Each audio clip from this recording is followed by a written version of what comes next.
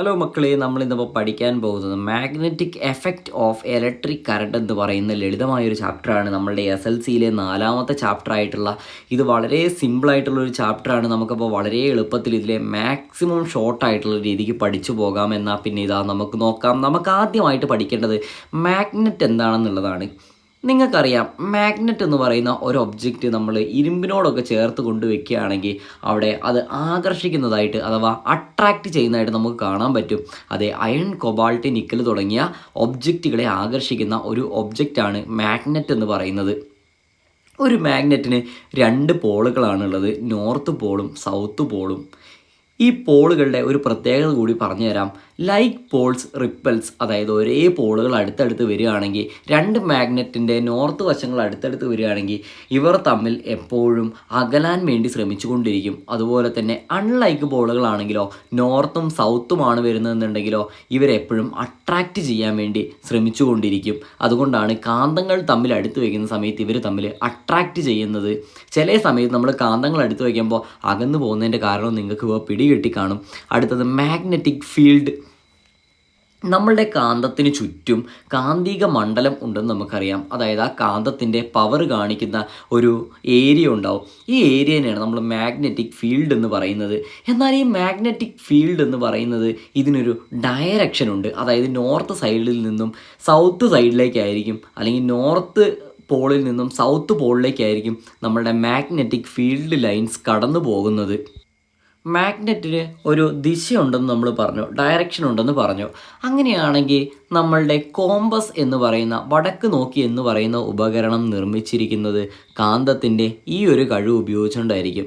അതായത് ഒരു കോമ്പസ് എന്ന് പറയുന്നത് നേവിഗേഷൻ കാണിക്കാൻ വേണ്ടി അഥവാ ദിശ കാണിക്കാൻ വേണ്ടി ഉപയോഗിക്കുന്ന ഒരു ഉപകരണമാണ്.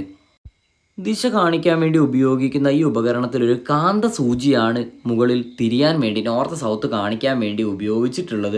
അങ്ങനെയാണെങ്കിൽ ഒന്ന് ആലോചിച്ച് നോക്കിയേ, ഫ്രീ ആയിട്ട് കറങ്ങാൻ പറ്റുന്ന ഒരു സ്ഥലത്ത് ഒരു കാന്ത സൂചി കൊണ്ടുവച്ചിട്ടുണ്ടെങ്കിൽ ഇവൻ നോർത്ത് സൗത്ത് പോളുകളിലേക്കായിരിക്കും തിരിഞ്ഞു നിൽക്കുക.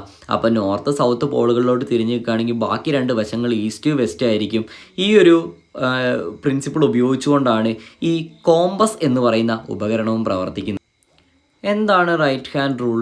റൈറ്റ് ഹാൻഡ് റൂൾ ഉപയോഗിക്കുന്നത് നമ്മളുടെ ഒരു കറണ്ട് ക്യാരിയിങ് കണ്ടക്ടറിന് ചുറ്റുമുള്ള മാഗ്നറ്റിക് ഫീൽഡ് കണ്ടുപിടിക്കാൻ വേണ്ടിയിട്ടാണ്. Right hand rule shows the direction of magnetic field around the conductor.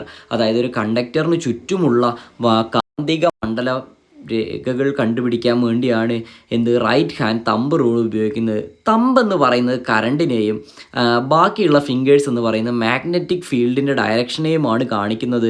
നമ്മളുടെ കൈ മുഷ്ടി ചുരുട്ടി പിടിച്ചു കഴിഞ്ഞാൽ നമ്മളുടെ തമ്പ് എന്ന് പറയുന്നത് പോസിറ്റീവിൽ നിന്നും പോകുന്ന വൈദ്യുതിയെ കാണിക്കുകയാണെങ്കിൽ നമ്മളുടെ ബാക്കിയുള്ള വിരലുകളെല്ലാം തന്നെ ചൂണ്ടിക്കാണിക്കുന്നത് മാഗ്നറ്റിക് ഫീൽഡ് അഥവാ കാന്തിക മണ്ഡലത്തിനെയായിരിക്കും. നമുക്കിത് ഒറ്റയ്ക്ക് ചെയ്ത് നോക്കാവുന്നതേ ഉള്ളൂ. കൈ ആദ്യം മുഷ്ടി ചുരുട്ടി പിടിക്കുക. ഇപ്പോൾ നിങ്ങൾ പിടിച്ചിട്ടുണ്ടാവുമെന്ന് ഞാൻ വിശ്വസിക്കുകയാണ്. കൈ മുഷ്ടി ചുരുട്ടി പിടിച്ചിട്ടുണ്ടെങ്കിൽ ഇപ്പോൾ മുകളിലേക്ക് നിൽക്കുന്ന തള്ളവിരലിനെ നിങ്ങൾ വൈദ്യുതി പ്രേഷണം ചെയ്യുന്ന ഡയറക്ഷനിൽ, അതായത് പോസിറ്റീവിൽ നിന്നും പോകുന്ന കണക്ഷന് നേരെ വെച്ച് കഴിഞ്ഞാൽ ബാക്കിയുള്ള വിരലുകളെല്ലാം തന്നെ ചൂണ്ടിക്കാണിക്കുന്നത് നമ്മളുടെ കാന്തിക മണ്ഡലത്തിനെയായിരിക്കും, അഥവാ മാഗ്നറ്റിക് ഫീൽഡിൻ്റെ ഡയറക്ഷനെയായിരിക്കും. A solenoid is a coil of wire carrying current. അതായത് കറണ്ട് ക്യാരി ചെയ്യുന്ന ഒരു കോയിലിനെയാണ് നമ്മൾ സോളിനോയിഡ് എന്ന് വിളിക്കുന്നത്. അതായത് സ്പ്രിംഗ് ആകൃതിയിൽ ചുറ്റിയെടുത്ത ഒരു കറണ്ട് ക്യാരിയിങ് വയറാണ് ഒരു സോളിനോയിഡ്. എന്നാൽ ഇതിലൊരു യൂണിഫോം മാഗ്നറ്റിക് ഫീൽഡ് ഉള്ളിൽ ക്രിയേറ്റ് ചെയ്യപ്പെടും. അപ്പോൾ നമുക്കറിയാം, വൈദ്യുതി കടത്തിവിടുന്ന സമയത്ത് മാത്രമായിരിക്കും ഇതിലൂടെ ഒരു യൂണിഫോം മാഗ്നറ്റിക് ഫീൽഡ് ഉണ്ടാകുന്നത്. ഇതിൽ വൈദ്യുതി കടത്തിവിടുന്ന സമയത്ത് സോളിനോയിഡ് എന്ന് പറയുന്നത് ഒരു വൈദ്യുത കാന്തമായാണ് മാറുന്നത്. ഇപ്പോൾ നിങ്ങൾക്ക് മനസ്സിലായിട്ടുണ്ടാവും എന്താണ് ഇലക്ട്രോ മാഗ്നറ്റ് എന്ന് പറയുന്നത്. ഒരു ബാർ മാഗ്നറ്റ് എന്ന് പറഞ്ഞതുപോലെ തന്നെ നമ്മളുടെ ഇലക്ട്രോ മാഗ്നറ്റിനും ഇതുപോലെ ഡയറക്ഷനും മാഗ്നിറ്റ്യൂഡും ഉണ്ടായിരിക്കും. വൈദ്യുതി കടത്തിവിടുന്ന സമയത്ത് മാത്രമായിരിക്കും ഒരു സോളിനോയിഡ് എന്ന് പറയുന്നത് മാഗ്നറ്റായി മാറുന്നത്. അല്ലാത്തപ്പോഴൊക്കെ അത് വെറും സ്പ്രിംഗ് ആകൃതിയിൽ ചുറ്റിയെടുത്ത വയർ മാത്രമായിട്ടായിരിക്കും ഉണ്ടാകുക. അടുത്ത പ്രധാനപ്പെട്ട ഈ ചാപ്റ്ററിലെ തന്നെ പ്രധാനപ്പെട്ട ഒരു ഭാഗമാണ് മോട്ടോർ പ്രിൻസിപ്പിൾ എന്ന് പറയുന്നത്. A current carrying conductor in A magnetic field experiences A force. അതായത് ഒരു വൈദ്യുതി പ്രവഹിക്കുന്ന കണ്ടക്ടർ ഒരു മാഗ്നറ്റിക് ഫീൽഡിനുള്ളിൽ വെച്ച് കഴിഞ്ഞാൽ അവിടെ ഒരു ഫോഴ്സ് ഉണ്ടാകുന്നു. It is A principle of an electric motor.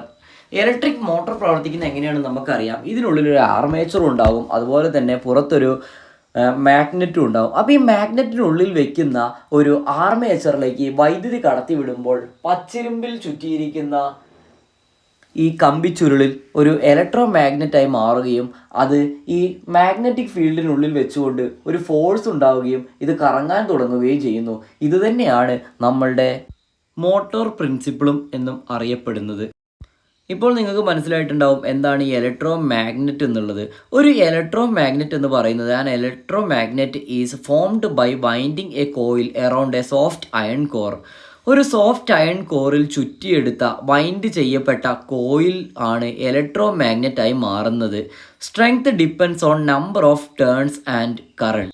Number of turns കൂടുന്ന സമയത്ത് മാഗ്നറ്റിൻ്റെ പവർ കൂടും, നമ്പർ ഓഫ് ടേൺസ് കുറയുന്ന സമയത്ത് മാഗ്നറ്റിൻ്റെ പവർ കുറയും. അതുപോലെ തന്നെ വൈദ്യുതി പ്രവാഹം കുറയുന്ന സമയത്തും മാഗ്നറ്റിൻ്റെ പവർ കുറയും. Used in cranes, relays, electric bells. അതായത് നമ്മളുടെ ഇലക്ട്രിക് ബെല്ലുകളിലും ക്രെയിനുകളിലൊക്കെ വലിയ കണ്ടെയ്നറുകളൊക്കെ എടുത്ത് മാറ്റാൻ വേണ്ടിയുള്ള ക്രെയിനുകളിലൊക്കെ ഇലക്ട്രോ മാഗ്നറ്റാണ് യൂസ് ചെയ്തിട്ടുള്ളത്. അതുപോലെ തന്നെ റിലേകൾ ഓട്ടോ കട്ട് ഓഫിനൊക്കെ വേണ്ടിയിട്ടും അതുപോലെ തന്നെ ഇലക്ട്രിക് ബെല്ലുകളിലും ഈ കാണുന്ന ഇലക്ട്രോ മാഗ്നറ്റിൻ്റെ സാന്നിധ്യം ഉണ്ട്. ഇനി നാം പഠിക്കേണ്ടത് ഇലക്ട്രിക് മോട്ടർ എന്നാൽ എന്താണ്. ഇവിടെ എനർജി ചേഞ്ച് നിങ്ങൾ എന്തായാലും പഠിക്കേണ്ടതുണ്ട്. Converts electrical energy to mechanical energy. വൈദ്യുതോർജ്ജത്തിനെ യാന്ത്രികോർജ്ജമാക്കി മാറ്റുന്ന ഒരു ഉപകരണമാണ് ഇലക്ട്രിക് മോട്ടർ എന്ന് പറയുന്നത്. Based on motor principle, motor തത്വം ഉപയോഗിച്ചുകൊണ്ടാണ് ഇത് പ്രവർത്തിക്കുന്നത്. ഇനി എന്തിനൊക്കെയാണ് ഇലക്ട്രിക് മോട്ടറുകൾ ഉപയോഗിച്ചിരിക്കുന്നത്? നമുക്കറിയാം, വെള്ളം അടിക്കുന്ന ഇലക്ട്രിക് മോട്ടറാണ്. അതുപോലെയുള്ള ഉപകരണങ്ങളൊക്കെ ഇലക്ട്രിക് മോട്ടറുകളാണ് ഉപയോഗിച്ചിരിക്കുന്നത്. ഫാനിലൊരു മോട്ടറാണ് ഉപയോഗിച്ചിരിക്കുന്നത്. ഇനി ഇതിലെ മെയിൻ പാർട്സ് എന്ന് പറയുന്നത് ആർമേച്ചർ, ഫീൽഡ് മാഗ്നറ്റ്, അതുപോലെ തന്നെ കമ്മ്യൂട്ടേറ്റർ, ബ്രഷസ് ആണ്. അപ്പോൾ പാർട്ട് 2-ൽ ഇതിനെ പറ്റിയുള്ള ബാക്കി കാര്യങ്ങൾ പഠിക്കാം. താങ്ക്